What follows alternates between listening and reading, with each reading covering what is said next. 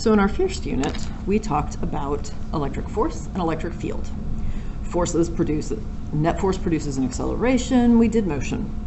But then, when we did mechanics, eventually we switched to talking about energy. There are many situations it's a lot easier to use energy for, most importantly because it's not a vector, it's a scalar.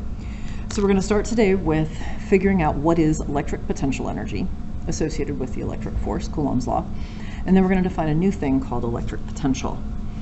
So we're going to start with, we have two positive charges. This is Q1, this is Q2, and they are presently some distance r apart. But how did they get there? They don't want to be that close together. They're both positive, they repel each other.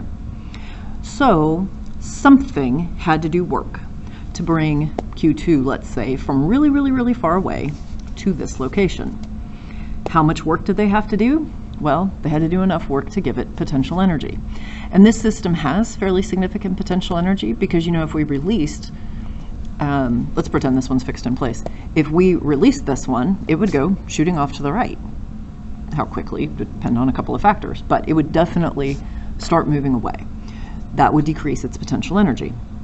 So there's potential energy right here. And remember from mechanics, the change in potential energy associated with a force is equal to the opposite of the work done by that force. Because remember, gravity is always the one we do. Gravity does positive work when you go down, when the object falls down, but it loses potential energy. So that's why there's this negative sign. And then work for a non-constant force, you have to integrate force times distance. And I'm going to use r because my distance variable is r. Usually before, when we've done this, we did the integral of f dx. So we are going to integrate from, we are going to start with Q2 infinitely far away. So really, really, really far away. Really, this should be like some letter x where x approaches the limit is x approaches infinity, but just go with it. And it's going to end up at this location r. So the force from Coulomb's law is K Q1 Q2 over r squared. Well, this is r anywhere between infinity and this final r. This is some bad notation, but it's okay. And then we have dr. So now we've got to integrate this. Not actually too hard because K, Q1, and Q2 are all constants of this problem. R is the only thing that changes as the charge is infinitely far away and then brought to this final position. So I can pull out, keep the negative sign, K, Q1, Q2, integrate infinity to r, and I have 1 over r squared dr. I don't like integrating variables in the denominator, so I'm going to rewrite that. Infinity to r. Instead of 1 over r to the second power, I can write r to the negative 2 power dr. Then this is pretty easy to evaluate. Remember, when we integrate Q1, Q2, we add 1 to the exponent, so negative 2 plus 1 is negative 1, and we divide by the new exponent, so we divide by negative 1. We need to evaluate this between infinitely far away and the final distance r away. So before we evaluate, I'm going to simplify this a little bit. 1, we have a negative sign and a negative sign, so this becomes positive, and r to the negative 1 is the same as 1 over r. So this is K, Q1, Q2 over r, evaluated from infinitely far away to the present distance away. So slide this up. So I put an r for r, which is why we've got some bad notation here. Sorry, calculus, real calculus people. Minus K, Q1, Q2 over infinity, which isn't really true. Let's make this a really, really, really big number. So this whole term, if you divide by a really, really, really, really, really big number, goes to 0. So our final answer is U equals K Q1 Q2 over R. I dropped the delta symbol because this is the change from infinitely far away where the potential energy is 0 to this present location. Now, a couple of things about this equation. Energy is a scalar. It does not have a direction. Now, it can be positive or negative. Because when you release something, it always moves to lower potential energy. So if both of these are positive, there's going to be positive potential energy. If you release, they're going to repel, they're going to move farther away to get to a lower potential energy. If they're both negative, you're going to get a positive potential energy. If you release one, they repel, they move farther away to get to a lower potential energy. But if you have a positive and a negative, you're going to get a negative result here. For them to get to a lower potential energy, they actually have to become more negative, which is going to happen if they move closer together. And you know that's the case because if this is positive and this is negative, they attract each other. So no absolute value. This is the equation. Okay. So now we're going to do a quick example. I have 3 charges on the coordinate plane. So at the origin, I have a +3 microcoulomb charge. At x equals 4 meters, I have a -1 microcoulomb charge. And at y equals 3 meters, I have a +2 microcoulomb charge. Now before we do anything, let's pretend we release them all from rest.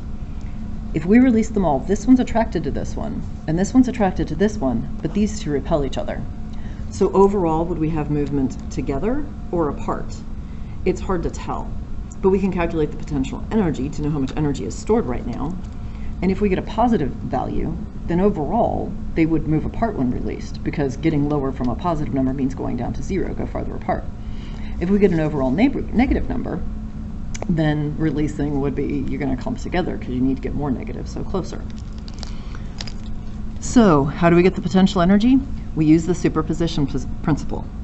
So we're going to calculate the potential energy between these two, and then between these two, and then between these two. And we're just going to add them all together because there's no direction. Energy is a scalar. So remember the equation, K Q1 Q2 over R, no squared, really, really important, no squared. So K Q1 is 3 micro, this one is 2 micro, and the distance between them, well, this is at the origin, so they're 3 meters apart, don't square. Plus, now let's do these two, K 3 micro, 1 micro, -1 micro, excuse me, got to keep the negative this time, and they are 4 meters apart, don't square. Plus, now we have to do these two, okay, 2 micro, -1 micro, over, what's the distance between them? Well, yeah, you've got to figure out this R, but notice I gave you a 3, 4, 5 triangle. Did that just to make our calculations easy. So this is the shorthand, by the way, that I personally do when I do problems. I have K memorized. If you don't, I don't know what's going on. I also have micro memorized, 10 to the -6. So I'm going to put in my calculator 9EE9 times 3EE-6 times 2EE-6, all divided by 3, and I get 0.018. Plus, same thing, but this is 1 and this is 4. So I get -0.00675 plus, for this one,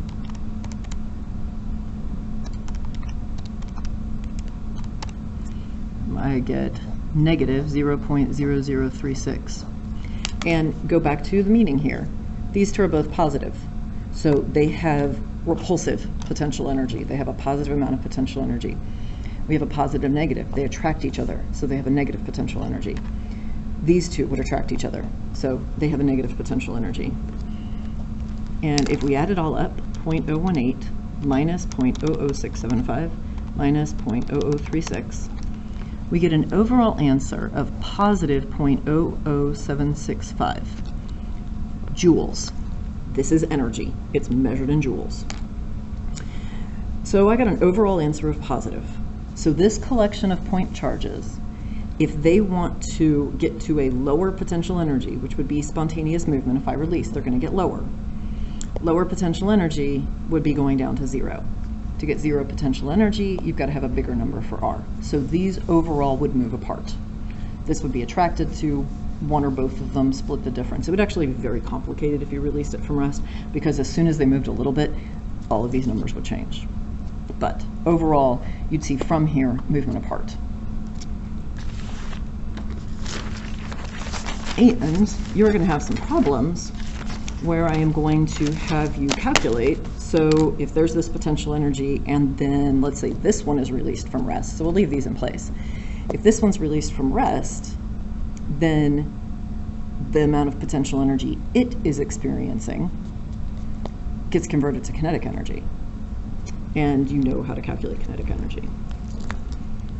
So now we're going to define a new quantity. So again, we're going to go back a step.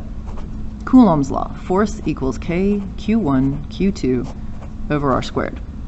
And the problem with force is that, yes, we have two charges, but how do they know they're supposed to attract or repel each other? Oh, I should put the absolute values on this. They can't see each other, they can't smell each other. This is why we came up with the idea of the electric field, which is the electric force on a single charge. So then this is like, if this is Q1, then this is calculating the electric field set up by Q2. And we did a whole bunch of stuff with electric field. Well, we're going to do something similar today. We just came up with the equation for electrostatic potential energy, or electric potential energy. No absolute value sign, K Q1 Q2 over just R, so not absolute value and no R. And so we're going to define a new quantity. Delta V equals delta U divided by Q naught. So this side, change in potential energy per unit charge. This is called electric potential difference. The difference is because of the delta. V by itself would just be electric potential. So its unit, well, the unit of energy is a joule. The unit of charge is a coulomb. So electric potential difference and electric potential are measured in joules per coulomb. Well, we have a name for that, and it's called the volt, which we abbreviate with a capital V. So quite a bit of the time, instead of calling it electric potential, people will call this voltage. This is one of the few times where we name something by its unit. This would be like calling distance meterage, because we measure it in meters, or mass in kilogrammage. That sounds even weirder. So this is really called electric potential. It's measured in volts, so it's sometimes called voltage. So again, difference in terms, you're going to have to read carefully on this. Electric force versus electric field, electric potential energy, electric potential, no word energy. So what this does is this separates out the energy aspect from two charges to being just set up by one charge. And we're going to go further with that in the future. But if we have a potential already set up, then things are going to happen. So I am going to not tell you how, but I'm going to set up two plates, and with physics that you don't know yet, this plate is at a potential of 5 volts compared to whatever the zero is somewhere in the world. This is at a potential of 15 volts. And then I'm going to put a positive charge someplace and let it move. So if I put a positive charge in the middle here, I'm deliberately not telling you how I set these up because I want you to start thinking of these as potential. A positive charge is, so potential difference, so 10 volts, is equal to the change in potential energy felt by this test charge. So this is Q naught. So this charge is going to move to lose potential energy. Well, you can see from this, whatever the sign is on this is going to be the sign on this. So for this to lose potential energy, it has to go down in potential energy. So this is going to move this direction. So if I placed it near the 15 volts, it's going to go down to 5 volts. So that potential difference, always final minus original when you subtract in physics. So the final potential would be 5 minus the initial is 15. So we have a potential difference that it's moving through of negative 10 volts. And it goes that direction again because that's what let it lose potential energy. How much potential energy did it lose? Rearrange the equation. delta U is Q naught times delta V. I never defined what this was. This is a proton. So the charge on a proton, 1.6 times 10 to the negative 19 times negative 10 volts. That's in coulombs. So this would be negative 1.6 times 10 to the negative 18 joules. So if I placed a proton right here, it would spontaneously choose to go there to be at a lower potential in order to lose potential energy.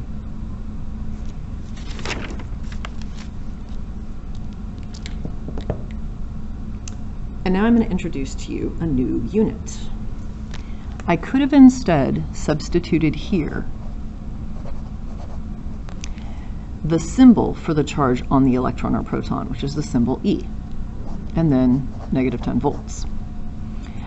So instead of putting in the number of coulombs, I'm using this symbol E, so the loss of potential energy would be negative 10 eV. I personally always remember what this is, as thinking as this charge, and now it's just part of the unit. So if you want to think of this as electron or proton charge, the elementary charge times 1 volt, that's perfectly fine. But you can see this is a really tiny amount of energy that this proton lost in this situation. And even if this was a really big potential difference, 10,000 volts, 1,000,000 volts, this number would still be really tiny. So for very small amounts of potential energy, we often use this unit EV. And you can see that 1 joule would be equal to 1.6. Oh, nope, I did that backwards. 1 EV would be equal to, put in the value of E, 1.6 times 10 to the negative 19 coulombs times a volt, which is a joule per coulomb, so you get a joule. So EV is a new unit to measure very, very small amounts of energy. But let's go back to this situation and now talk about what would happen to a proton. If I put an electron here, I'm going to switch to the negative charge. So if a proton loses energy by going from 15 to 5, an electron, which is negative, is going to lose energy by doing the opposite. So the electron's going to go this way. It's going to go to higher levels of electric potential. So its change in energy, Q times delta V, I'm going to use this new unit. So its charge is negative E, and its final location is 15, minus its initial location is 5. So I get positive 10 here. But overall then, with a negative, I have a loss of 10 eV of electric potential energy, because protons and electrons are going to go the opposite way. They move to lose potential energy. So I want you to think of electric potential like the height of a hill. A proton rolls down the hill. This is at a height of 15, a hill of a height of 15. This is a lower height, so the proton rolls downhill. Electrons, because they're negative, do the opposite. So if you want to think of an electron like as a weighted helium balloon, so it does move upward, but it kind of skims the ground as it does so. So electrons are going to go uphill. They go from 5 to 15. So again, electric potential is like the height of a hill. So the assignment is going to be a combination of calculating electric potential energy of point charges, similar to this, and then using potential energy converting to kinetic energy, or starting from potential to get to potential energy and then going to kinetic energy. We will talk about how to set up these sources of potential next time.